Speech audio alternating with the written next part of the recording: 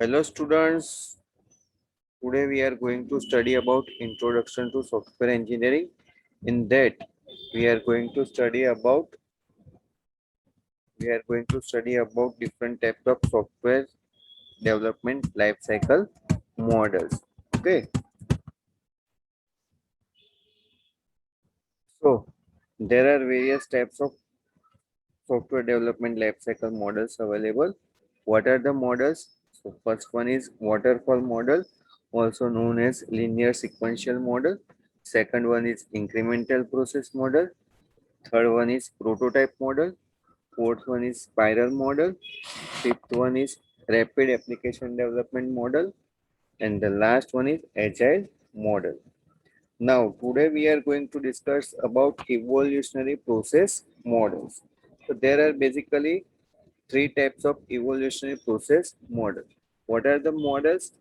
Prototype model, spiral model, and concurrent development model.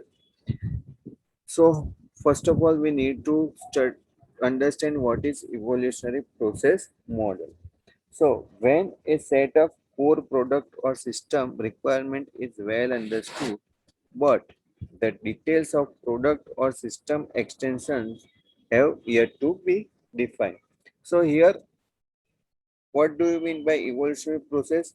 So the main features of the software is understood, but the detailed study of the system is not to be finalized yet. In this situation, there is a need of process model which specially designed to accommodate product that evolve with the time. So evolutionary process models are specially meant for that which produce an increasingly more complete version of the software with each iteration. So basically the evolutionary process models are iterative. So what are the evolutionary process models? Prototype model, spiral model, and concurrent development model. Today we are going to discuss about the spiral model. The figure itself explains everything. Okay. So now it shows that there are mainly five activities involved in any life cycle. So in spiral model, there are also five activities. What are the activities? Communication, planning. In planning, what are the sub activities? The activities, the sub activities are estimation, scheduling, and risk analysis. Then comes modeling. Okay, what are the sub activities? Analysis and designing of the system. Now, the next is construction. Construction means development of a software. So, what are the sub activities? Coding and testing are the sub activities of the development. And the last is deployment. What are the sub activities of the deployment?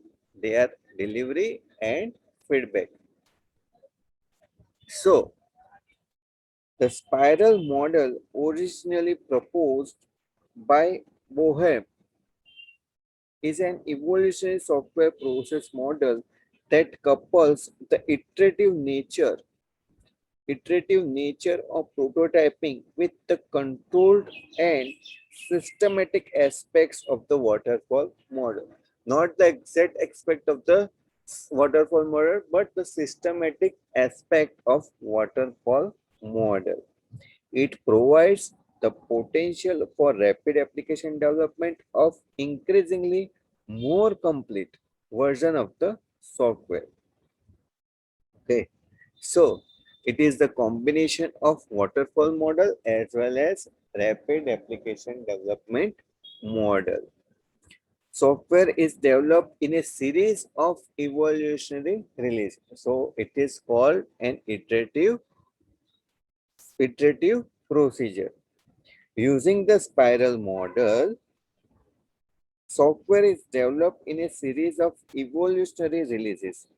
During early iteration, the release might be paper model or prototype. So it has some basic features and functionality only. During later, iteration, increasingly more complete version of the engineered system are produced. Okay. So a spiral model is divided framework uh, into a set of framework activities defined by the software engineering team. What are the framework activities? CPM, CD. Okay, CPM, CD. For illustrative purpose, we use generic framework activities discussed earlier. Each of the framework activities represent one segment of the spiral path illustrated in above figure. As the evolution process begins, the software team performs activities that are implied by a circuit around the spiral in a clockwise direction. Each activity represents one segment of the spiral. Okay. Uh,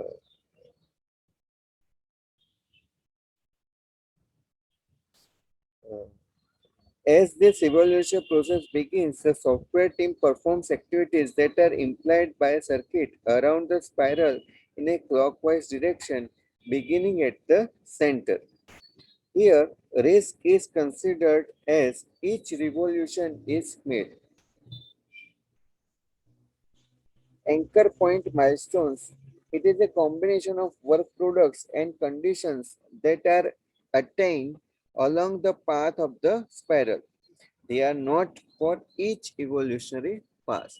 Each pass through the planning region results in adjustment to the project plan and costing and scheduling based on the feedback. So, the first circuit around the spiral might result in the development of a product specification.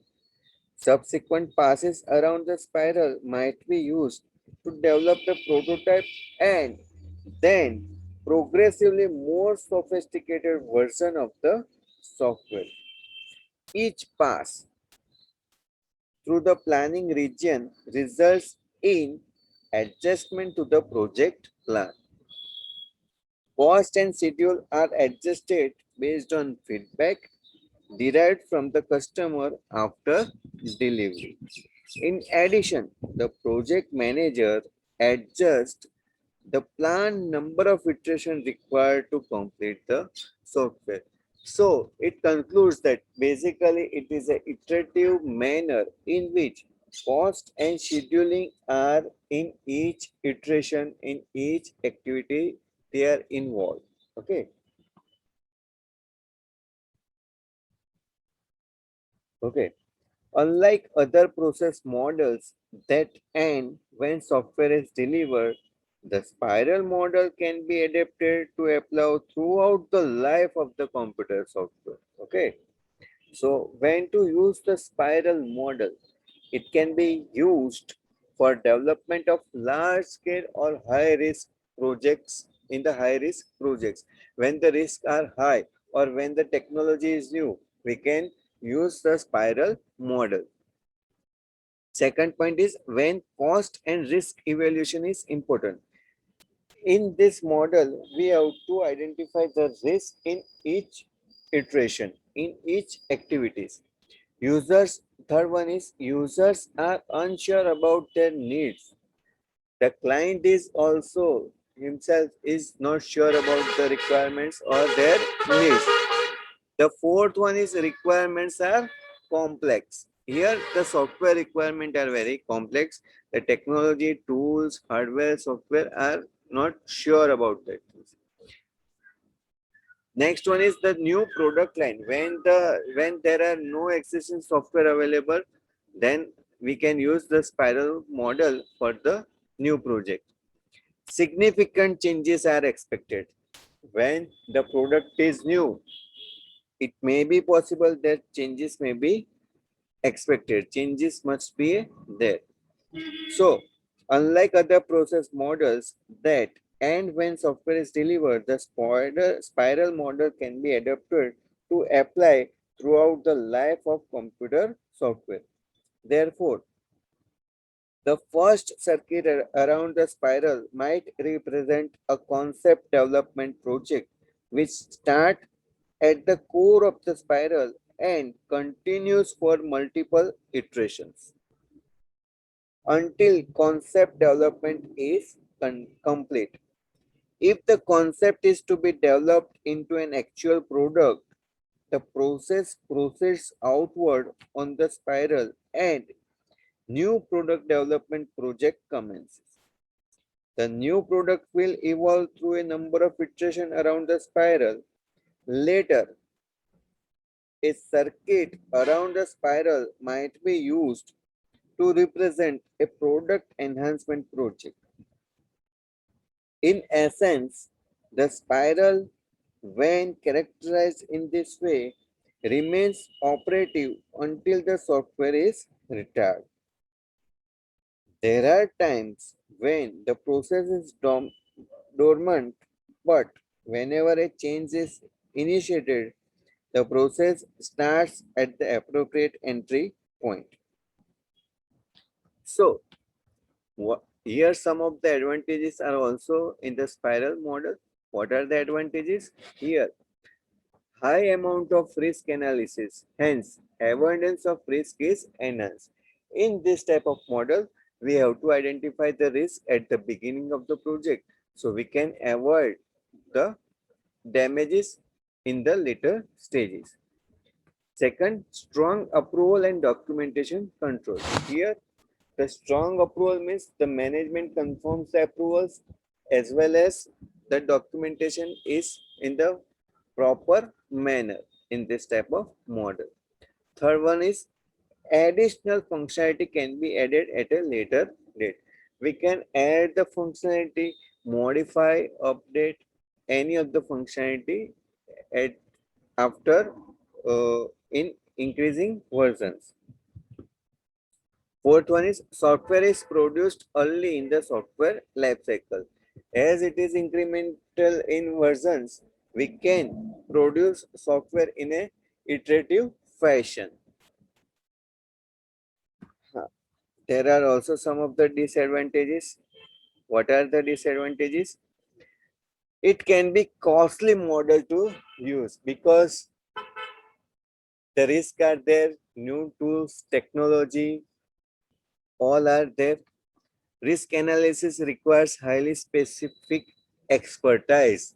Here, only experts can be identify the risk because the software is not uh, uh, predefined or pre-existing any of the software. It is totally a new software. Project success is highly dependent on the risk analysis phase. As the risk analysis is perfect, then and then we can conclude that the final product will be risk free. It doesn't work well for smaller projects.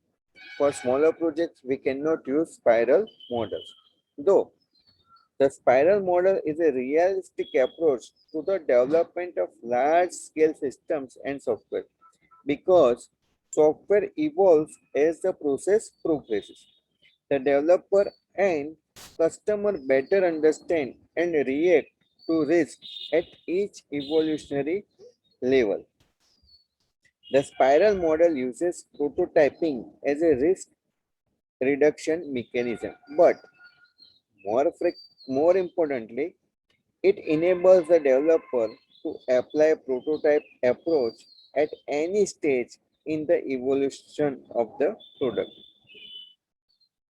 It also maintains the systematic stepwise approach suggested by the classical life cycle, but it incorporates it into an iterative framework that more realistically reflects the real world. The spiral model demands a direct consideration of technical risk at all stages of the project, and if properly applied, it should reduce the risk before they become problematic. Now, at the conclusion part, apart from other approach, the spiral model is not panacea. It may be difficult to convince customers that the evolution approach is controllable. It demands considerable risk assessment expertise and relies on this expertise for success. If a major risk is not uncovered and managed, problems will be undoubtedly occur. So, the spiral model has some of the advantage as well as disadvantage also.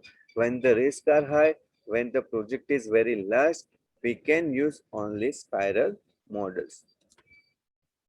Thank you for watching the video. If you have any doubt, any comment, you can comment in the comment section. Once again, thank you for the watching.